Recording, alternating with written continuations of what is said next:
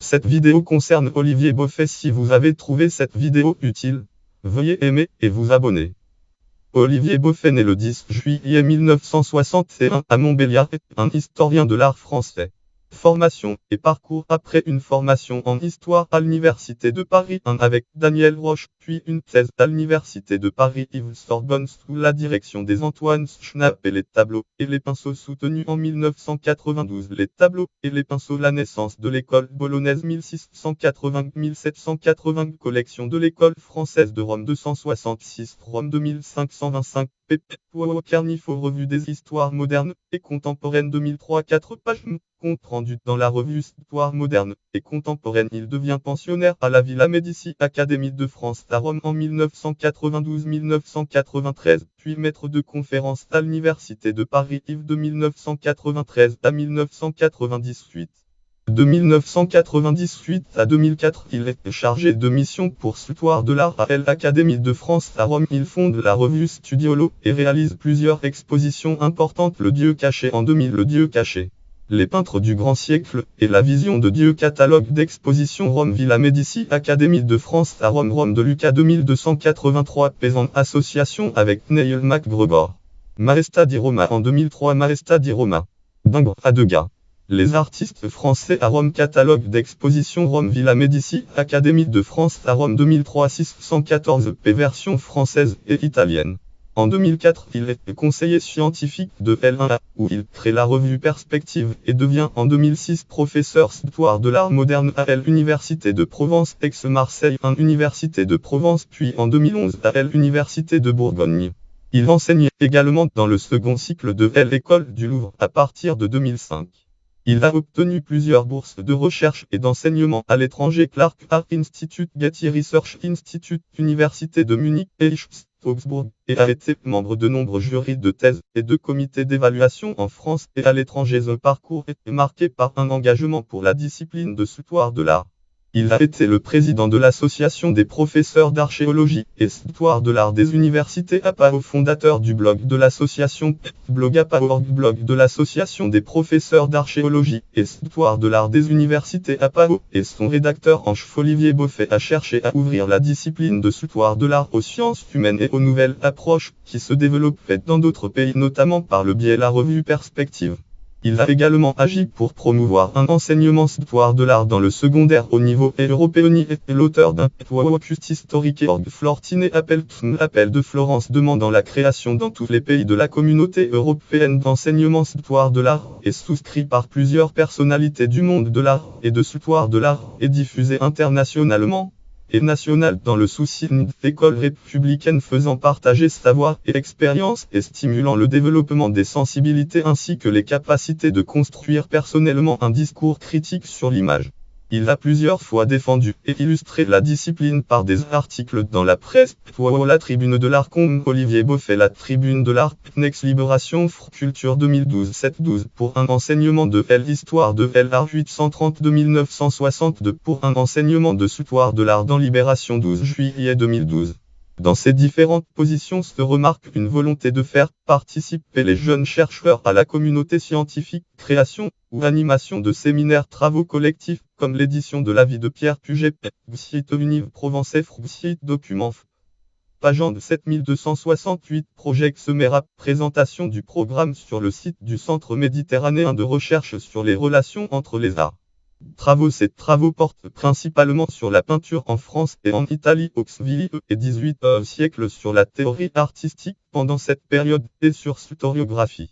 Ces recherches se caractérisent par une conscience des enjeux méthodologiques et une ouverture envers les sciences humaines de Clifford Geertz à Pierre Bourdieu, en inspirant notamment des travaux des Enrico Castelnuovo, historien de l'art, Enrico Castelnuovo, voir Histoire de l'art et sciences sociales 1976-1987. Dans l'année sociologique 39-1989, P59 y a essayé de renouveler les approches sur les rapports entre art et société dans sa thèse sur Bologne au S. Minixvili et S18, les tableaux et les pinceaux, la naissance de l'école bolognaise 1680-1780, collection de l'école française de Rome 266, Rome 2525, pp. Carnifo. Info Revue des Histoires modernes et contemporaines 2003 4 pages compte rendu dans la revue Histoire moderne et contemporaine se démarquant des théories d'autonomisation du champ et des études monographiques ou traditionnelles sur l'histoire des collections. Par une approche totale et globale de la localisation de la commande par les livres de comptes d'artistes à une étude statistique des collections prenant en compte les théories littéraires de l'époque ou les enseignements du dessin dans les collèges, il montre comment la notion d'école bolognaise est constituée au début du S18 d'abord pratiquement dans le display of art des palais nobles puis théoriquement au sein de l'Accademia Clementina. Comme le souligne son titre qui est un écho à celui de Canva en carrière des White Horizon c'est White et Citia à White Canva en carrière. Institutional Changeant Franche Tinting Chicago 1965. L'ouvrage a été traduit en français sous le titre La carrière des peintres au XIIe siècle Paris 1991. Les tableaux peints pour les lieux de réception ou de visualisation sont toujours en tension avec les pinceaux des artistes au lieu d'être leur simple production dans après Caravage. Une peinture caravagesque. Paris Azan 2012. Il procède à une étude de historiographie sur la longue période et retrace le développement de la Caravaggio-mania du S20 et son caractère extensif avec la création d'une peinture caravagesque.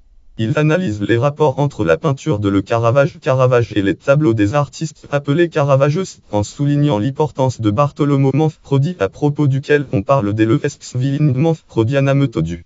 Il insiste sur l'autonomie du mouvement caravagesque, dont il analyse la sociologie par rapport à l'esthétique de la peinture de Caravage et cherche à comprendre la genèse d'une peinture de réalité en Europe autour de 1600.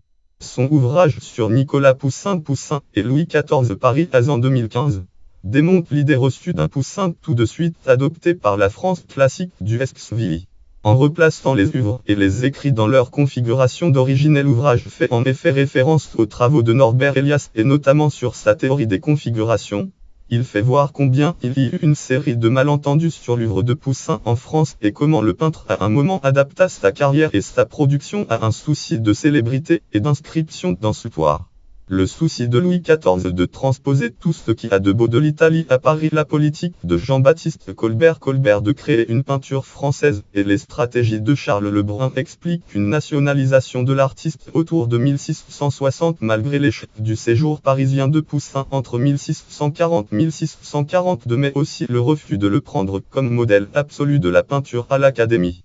L'élaboration de discours nationaux sur l'histoire de la peinture notamment avec André-Philippe Biroger de Pile ou Perrault déterminèrent la création de plusieurs Poussins qui se chevauchent et dont les figures différentes permettent la célébrité de l'artiste en France du siècle de Louis XIV à la République entre le dialogue des morts de Fénelon et l'esprit de la Nouvelle Revue française. Il est également l'auteur de textes de critique d'art notamment sur les photographies de Thibaut Cuisset Paysages d'Italie 1993 Le temps du panorama 1996. Bibliographie peinture et rhétorique acte du colloque de l'Académie de France à Rome 10-11 juin 1993 Paris Réunion des musées nationaux 1994-188 Pez éditeur auteur de l'introduction. Roma 1630. Il triomphe del Penello catalogue de l'exposition Rome Villa Médici, Académie de France à Rome 1994-1995 Electa 259 P commissaire éditeur. Poussin et Rome acte du colloque à l'Académie de France à Rome et à la Biblioteca Erziana 16-18 novembre 1994 Paris Réunion des musées nationaux 1996 414 P en collaboration avec Moschmann Schutzschel Frommel. Curiosité, étude histoire de l'art en l'honneur d'Antoine Schnappé. Texte réuni par Olivier Boffet, Véronique Gérard Powell et Philippe Sénéchal, Paris Flammarion 1998 474 p. Les tableaux et les pinceaux. La naissance de l'école bolognaise 1680-1780 collection de l'école française de Rome 266 Rome 2525 p. Autour de Poussin. Idéal classique et épopée baroque entre Rome et Paris. Catalogue d'exposition Rome Villa Médici Académie de France à Rome Rome de Lucas 2149 p. avec Jean-Claude Boyer. Le Dieu caché. Les peintres du grand siècle et la vision de Dieu. Catalogue d'exposition Rome Villa Médici Académie de France à Rome Rome de Lucas 2283 p. en association avec Neil MacGregor. Histoire et géographie du collectionnisme France et Italie Svi siècle acte des journées d'études dédiées à Giuliano Briganti Rome Académie de France à Rome et Accademia di San Luca 19-21 septembre 1996 en collaboration avec Moschmann Zafero et Betoscano collection de l'école française de Rome 287 Rome 2001 430p. L'idéal classique. Les échanges artistiques entre Rome et Paris au temps de Bellori 1640-1700 acte du colloque Rome Villa Médici Académie de France à Rome 7-9 juin 2000 collection Histoire de l'art de l'Académie de France à Rome 1 Paris et Rome 2002 442p. Maestà di Roma. D'Ingres à Degas. Les artistes français à Rome catalogue de l'exposition Rome Villa Médici Académie de France à Rome 2003 614p version française et italienne commissaire général. Les portraits du pouvoir acte du colloque Rome Villa Médici Académie de France à Rome 26 avril 2001 collection Histoire de l'art de l'Académie de France à Rome 3 Paris et Rome 2003 268 p. Éditeur avec Brigitte Marin. La description de l'œuvre d'art. Du modèle classique aux variations contemporaines acte du colloque Rome Villa Médici Académie de France à Rome 13-15 juin 2001 collection Histoire de l'art de l'Académie de France à Rome 4 Paris et Rome 2004 336 p. Bernini des Bordeuses et Barberini. La Cultura a Roma intorno agli anni venti acte du colloque Rome Villa Médici Académie de France à Rome 17-19 février 1999 Rome 2457 p. Éditeur avec Anna Coliva. Le goût pour la peinture italienne autour de 1800 prédécesseur modèle et concurrent du cardinal Fesch acte du colloque Ajaccio 1er 4 mars 2005 Paris Ajaccio 2006 384 p. Éditeur. La peinture de genre au temps du cardinal Fesch acte du colloque Ajaccio 15 juin 2007 Paris Ajaccio 2008 206 p. Éditeur rédacteur d'essai. Simon Vouet et l'Italie acte du colloque Nantes 4-6 décembre 2008 Paris Rennes 2011 éditeur avec Hélène Rousteau-Chambon rédacteur de l'introduction et d'essai. Après Caravage. Une peinture caravagesque. Paris Azan 2012 222 pages. Le peuple de Rome. Représentation et imaginaire de Napoléon à l'unité italienne catalogue de l'exposition Ajaccio Palais Fesch 27 juin 30 septembre 2013 éditeur. Poussin et Louis XIV Paris Azan 2015 302 pages.